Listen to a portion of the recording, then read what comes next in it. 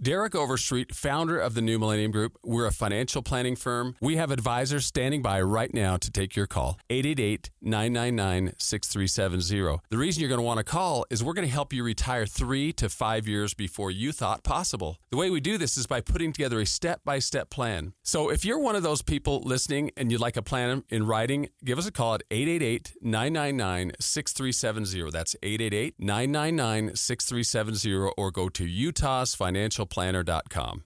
Some of the most meaningful jewelry you own isn't new.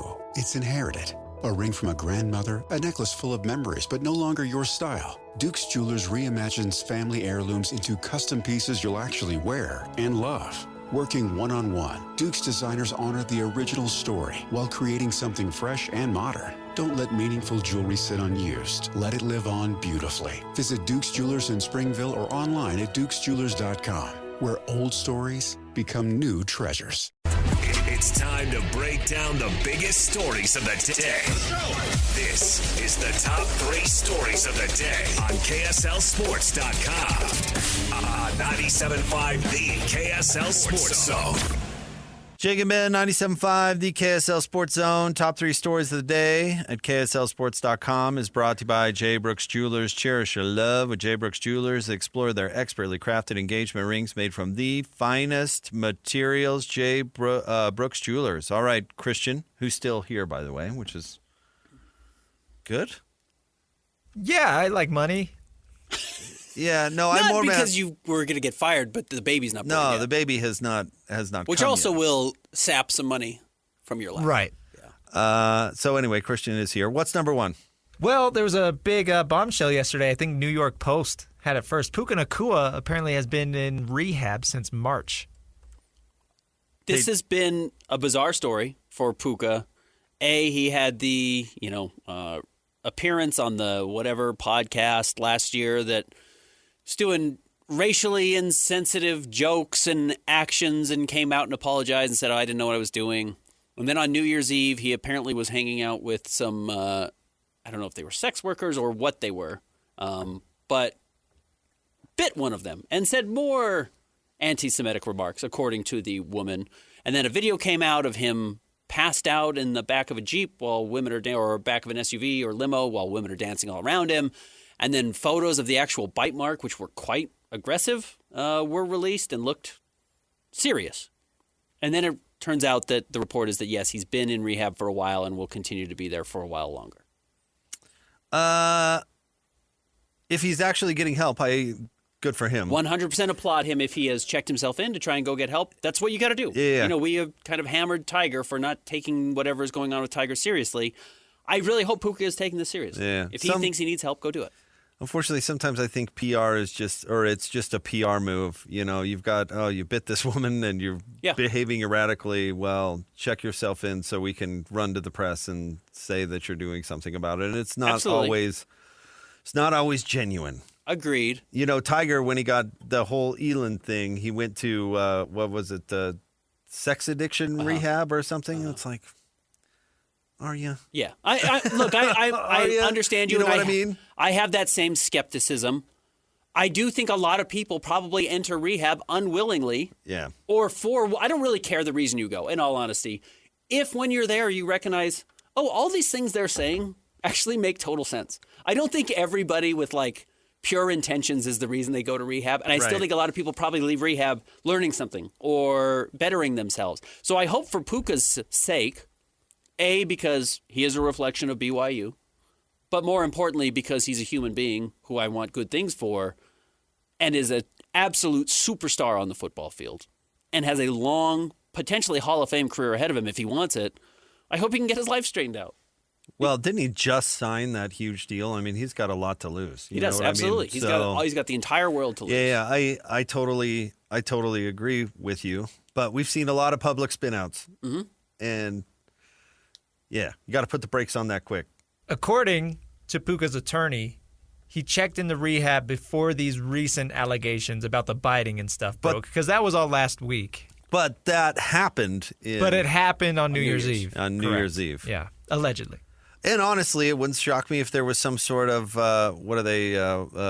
blackmail I mean, he probably knew she was going to go public before she went public, my guess. So he tried to get out in front of it. Yeah. Very But possible. anyway, you could, I don't know.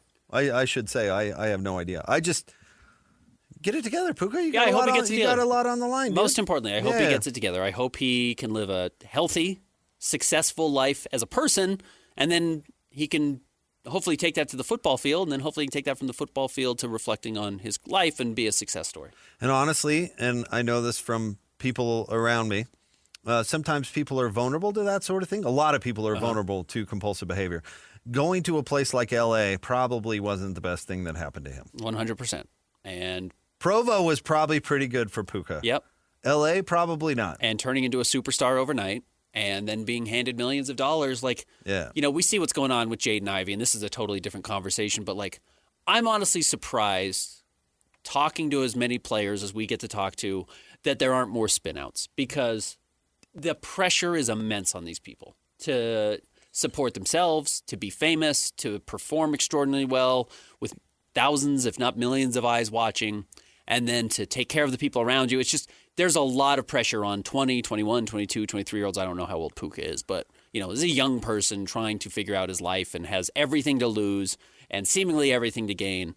And I understand the spinouts. So I hope for his sake, I hope this fixes it or helps. And I hope he recognizes that this is a problem, even if it's not, dire at this point. I hope he recognizes this is an issue. Yep. Next. Number 2, the Utah Mammoth finally back in action. They hadn't played since Saturday. They are on the road tonight at Seattle. Big one tonight. They are still 5 points up on Nashville and San Jose for the second and now third wild card spot. San Jose came back and got a big win against the Ducks last night, which was bad for the Mammoth because it just puts one more team within a couple of games. So big one tonight. You've got Seattle tonight, who's not a particularly good team. And then I think you have, the Canucks after that, who I think are not very good either. And then you come home where they've been bad. The Mammoth have just been bad in Salt Lake City. They can't afford to be bad the rest of the way. They've got too many big games, including, I think, a huge one against Nashville a week from tonight. At home, that's good. That's probably the biggest game remaining in the season. But they've got to continue to play well like they did against the Kings on Saturday. 10 points in 8 games, Ben. That's what they need. Yep. For a little perspective, to be comfortable about that number 1 wild card, they need 10 points in 8 games. Can I ask you a dumb question? Please. Can give you a dumb answer? Can franchises get away with manipulating ice conditions to benefit their teams? A la like Lavelle Edwards Stadium when they played Florida State is the game that always stands out in my mind, but they've done it other times where they're playing against a really speedy team. They soaked the field. That grass was just long and wet. That grass was just long. You know what I mean? Can you have slushy ice? The Mammoths are a really fast team, so can you overfreeze that sucker and make sure they're really that's really sailing? funny you say that, because I don't know if you've noticed this. You come into the Delta Toyota Club? Toyota Club. You come in at a different time than I do because you have to do the pregame show. Yeah. Have you noticed now, and maybe you don't even go in this way, do you take the elevator? I don't even know how you get in there. It doesn't matter. So the doorways that separate the court, the arena, from the Toyota Center have been closed recently. And in the past, they were open. And my understanding is, I heard this secondhand, was that they are closing the doors now to keep the building colder, as so there's not as much airflow, so they can keep the building colder to protect the ice. Huh. Well, that would potentially mean harder ice, which you think would benefit a faster team. Yeah, that's what I'm saying. So you might be right. They might be manipulating the ice. Now, I don't know if you can get harder ice or softer. You can get slushy ice, certainly. But they are trying to make the ice more protected for whatever reason. So I guess there's potential some gamesmanship there. Yeah, if it were BYU hockey, you'd slush that sucker up. Yeah. If you're a big slow team. Slow and slushy. Yeah. I want to just beat everybody up. Yeah, if I'm the Panthers. But I think if you're the Mammoth, you want like dry ice out there. You want to be flying. Exactly right. Man, though, if you fell on some dry ice, that'd be rough. Little burns. Yeah. All over your hands and face. That'd be rough. So big one tonight. Honestly, not a must win, but like you said, if you're trying to get 10 more points and you've got 8 games remaining and you've got as many tough opponents as they do, every victory, especially when you're heavily favored, is going to be important. Slushiest ice in the league. I wonder who has it. Sponsored by 7-Eleven, the Slurpee. Can barely get up the ice. So slushy. You're swimming out just there. Walking up. It's a funny visual. Absolutely. Mom, can you tell me a story? Sure. Once upon a time, a mom needed a new car. Was she brave? She was tired, mostly. But she went to Carvana.com and found a great car at a great price. No secret treasure map required. Did you have to fight a dragon? Nope, she bought it 100% online. From her bed, actually. Was it scary? Honey, it was as unscary as car buying could be. Did the car have a sunroof? It did, actually. Okay, good story. Car buying you'll want to tell stories about. Buy your car today on Carvana. Delivery fees may apply. What's next? Number 3. This is a kind of crazy story. Jake's guy Bert Yormark and Texas Tech mega booster Cody Campbell are going at each other's throats. Do you want to explain? Well, that's a little, I don't know about going at each other's throats or threatening violence. The Big 12, Bert, he wants to... Also known as Brett. He wants to have Texas Tech play Houston on Friday during the season. Uh-huh. Cody Campbell not happy about it. Why not? He wants to play it on Saturday. Okay. And Bert basically said, well, Cody Campbell doesn't run the Big 12. And then high school football is the ultimate He reason. said, the quote was, high school football is sacred in Texas. Okay. Or something like that. Yeah. All right. Oh, altruistic Cody Campbell. But Bert said Cody Campbell doesn't run the Big 12. And then Cody Campbell kind of jokingly responded, well, yeah, I do. Yes, I do. And actually, you know who runs college football? The TV stations. Yeah, the mouse. And what do they want to do? Put a game on Friday. Put a game on Friday. So guess what you're going to do? Yeah. Allow them to put a game on Friday. Boy. Yeah.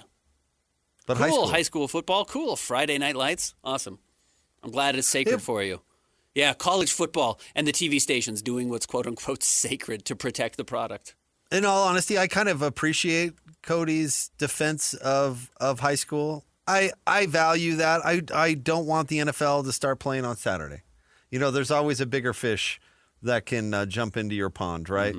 So I don't want the NFL to play on Saturday during the college football season, and I could apply that to high school on Friday. I can buy into that. But after ESPN, I don't know, Ben, what year was it? Probably the early 2000s that they dipped their toe into Thursday night football and then hot maction on Wednesday night. Yep. It was honestly only a matter of time before they step in and pushed high school football out of the way.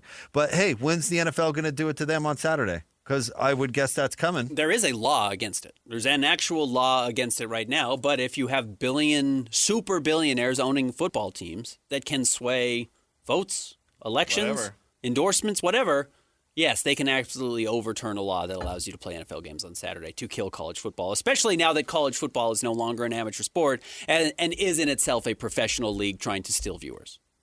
Steal viewers. Now, if I were Bert, and I know that Bert has a big ego, and I get it, you're a big-time commissioner or whatever, but I would learn the lesson from the Pac-12. And like it or not, Texas Tech is probably among the 2 or 3 biggest brands in the league, right? Is that okay? Especially with Cody Campbell on board. Right. Regardless, they're one of the bigger movers and shakers because they've got so much money. What was part of the reason why the Pac-12 broke up? Wouldn't feed the big dog. Larry Scott would not kiss up to USC. Right. And I'm sure he didn't want to. But you know what? USC was the one school, maybe 2 schools in that league that could have pulled the plug, and they did. When they did, the league died. The league died because you didn't want to move conference headquarters to L.A. Because you didn't want to give them not even a favorable schedule, but not screw them over with playing Washington State on Friday after playing a road game on Saturday. Yeah. Or I guess it would be Thursday, not Friday, because they were playing Thursdays. You know, little stuff like that. Yeah, some of the officiating shenanigans were going against USC, although the one where Mike Leach got so bent out of shape, that went in favor of USC. But if you listen to the autopsy of what happened in the Pac-12, that was a big deal. You did not lean into your big brands. You listened too much to Arizona State because their president was the head of the whatever committee, head of presidents. The 3 presidents that actually had power were Oregon State, Arizona State, and UCLA. Yeah. And so USC never got a benefit of the doubt, and then they left. So I'm not saying Texas Tech is necessarily going to leave the Big 12, but be careful.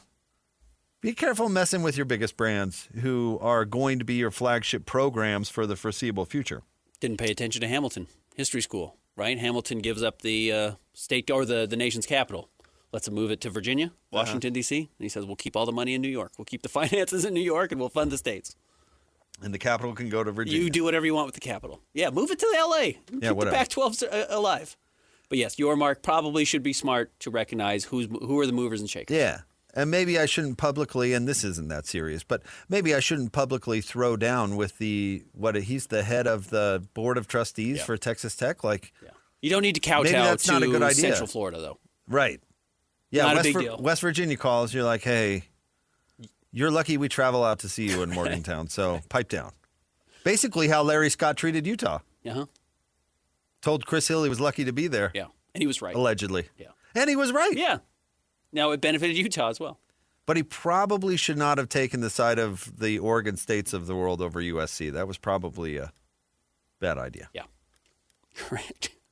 And having the conference headquarters in ACC country just didn't work out. But a big game on Friday night's fine. It's fine. All right, stay tuned. AJ DeBonce's talking about the Final Four. He's making his picks for the Final Four. Do you want to do that next, or we can do it at the top of the 11 o'clock hour? You want to do it next?